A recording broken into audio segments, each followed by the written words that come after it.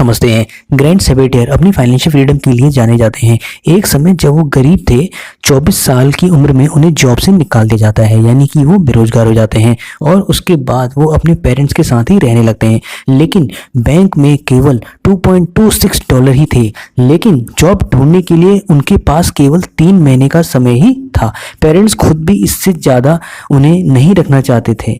200 job apply करने के बाद भी उनकी कहीं जॉब नहीं लग पाती है दोस्तों। इसके बाद वो फ्रस्ट्रेट होकर अपने गार्डन में बैठे हुए थे और अपनी इस बुरी कंडीशन के बारे में सोच रहे थे। उनके बैग में मुश्किल से 170 रुपये ही बचे हुए थे। उस दिन ग्रैंड ने एक ऐसा गोल सेट किया कि लोग सोच भी नहीं सकते दोस्तों, जिस कंडीशन में उन्होंने गोल सेट किया कि वो केवल 5 सालों में ही फाइनेंशियली फ्री हो जाएंगे, चाहे उन्हें किसी भी हार्डवर्क से क्यों ना गुजरना पड़े। वो हमेशा इस पैसे की कमी के साथ नहीं रह सकते थे, यानी वो पैसे की कमी में कभी भी अपना जीवन नहीं बिताना चाहते थे। फिर वो कैलकुलेट करते हैं उन्होंने आखिर कितना रुपया फाइनेंशियली फ्री होने के लिए चाहिए होगा। फिर क्या था दोस्तों, भाई ने हिम्मत नहीं हारी और लग गया काम में। सारी बुक पढ़ डाली जितनी भी फाइनेंशियल फ्रीडम से रिलेटेड बुकें थी। वो उसके बाद वो गोल अचीव कर लेते हैं।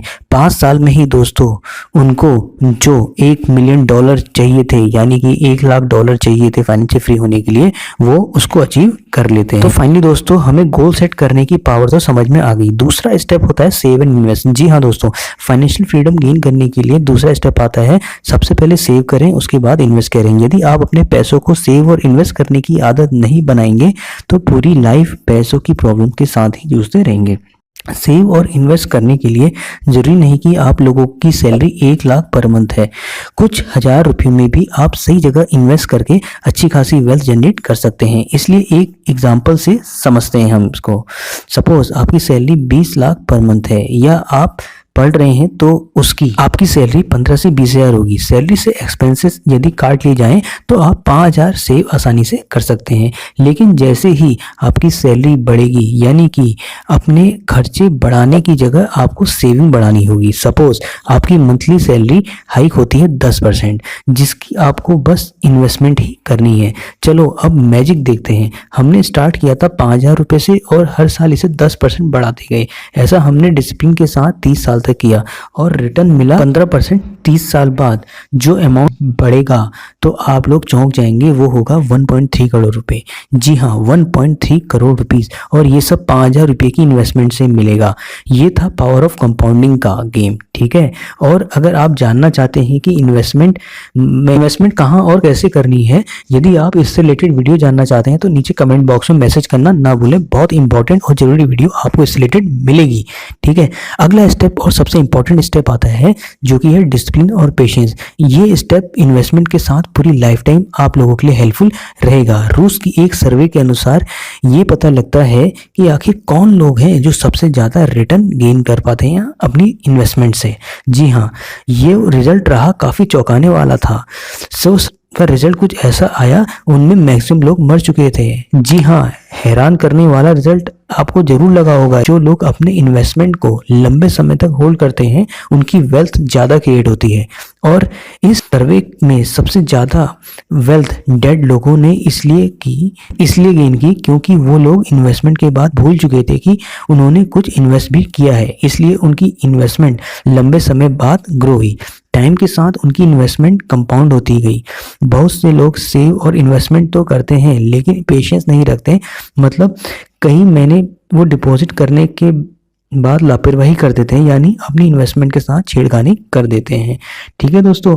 और कई बार उनकी इन्वेस्टमेंट को अच्छे रिटर्न भी नहीं मिल पाते हैं, जिससे वो पावर कंपाउंडिंग का मैजिक नहीं गेन कर पाते हैं और उसका बेनिफिट नहीं ले पाते हैं। यदि आप ये सोचते हैं कि ज़्यादा गेन तो कुछ हो नहीं रहा है तो अपनी इन्वेस्टमेंट को आप छेड़ने लगते हैं और तुरंत वापस इनिशियल स्टेज में आ जाते हैं। वॉरेन बफेट भी कहते हैं ज़्यादातर लोग इसलिए गरीब हैं क्योंकि वो इन्वेस्टमेंट के साथ पेशेंस नहीं रखते हैं, इसलिए मैक्सिमम लोग गरीब होते हैं। तो दोस्तों फाइनेंशियली फ्री होने के लिए हमें क्या चीज़ चाहिए? सबसे पहले तो सेटिंग ऑफ गोल। दूसरा स्टेप जो हमारा है वो है सेव एंड इन्वेस्ट। तीसरा सबसे इंपॉर्टेंट और मोस्ट इंपॉर्टेंट जो लाइफ टाइम आपके काम करेगा वो है डिसिप्लिन एंड पेशेंस। ट्रेडिंग से रिलेटेड यदि वीडियो आपको चाहिए तो नीचे कमेंट करें। इस तरह की फाइनेंशियल वीडियो के लिए चैनल को सब्सक्राइब करना ना भूलें। मनी ग्रेडेड आपके साथ है और अपने डाउट्स और क्वेश्चन पूछना ना भूलें। अब आते हैं अपने मैजिकल टूल पर कि आखिर वो कौन सा मैजिकल टूल है जिससे आप अपनी फाइनेंशियल जर्नी को आसानी से कैलकुलेट कर सकते हैं। उससे पहले आप लोगों को कुछ जरूरी प्रश्नों के उत्तर दे दूं जो आप में से ही कुछ दोस्तों द्वारा पूछे गए हैं। पहला प्रश्न, क्या फाइनेंशियल फ्रीडम और फाइनेंशियल इंडिपेंडेंट दोनों एक ही हैं? जी नहीं दोस्तों, दोनों अलग अलग हैं। फाइनेंशियल इंडिपेंडेंट वो स्टेज होती है जब आप लोग अर्निंग शुरू कर देते हैं और अपने एक्सपेंसेस यानी कि खर्चे के लिए अपने पेरेंट्स पर या किसी रिलेटिव्स पर डिपेंड नहीं रहते हैं। फाइनेंशियली इंडिपेंडेंट होने के लिए या तो आपको किसी के अंडर एम्प्लॉय बनना होता है या फिर आप लोग को अपना बिजनेस स्टार्ट करना पड़ता है, यानी कि आप लोग इंडिपेंडेंट होते हैं। जबकि फाइनेंशियल फ्रीडम का मतलब होता है एक ऐसी फाइनेंशियल स्टेट को पा लेना जब आपको अपने खर्चे मैनेज करने के लिए और अधिक काम नहीं करना पड़ता, यानी कि आप लोगों को एड़ियां रगड़ने की जरूरत नहीं है। अब आप बिना काम करे भी इस स्टेट को आसानी से प्राप्त कर सकते हो। अब आते हैं कि आखिर वो कौन सा मैजिकल टूल है जिसकी हेल्प से आप अपनी फाइनेंशियल फ्रीडम के अमाउंट को आसानी से कैलकुलेट कर सकते हैं, वो भी मैथमेटिकली। तो दोस्तों वो अमाउंट निकालने का एक मैजिकल टूल है जिसको हम कहते हैं फाइनेंशियल फ्रीडम टूल। अब इसके लिए आपको क्या करना है, जो आपके साल भर के एक्सपेंसेस हैं उसको 25 से मल्टीप्लाई कर लेंगे तो आपको वो अमाउंट मिल जाता है जिसमें आप फाइनेंशियली फ्री हो जाएं। तो देखिए दोस्तों, ये जो अमाउंट होता है ये हर किसी के लिए अलग अलग आता है। अगर आपका नाम रोहन है, रोहन का अमाउंट अगर 60 लाख आ रहा है तो साफ सी बात है सोहन का अमाउंट अलग आएगा, क्योंकि रोहन और सोहन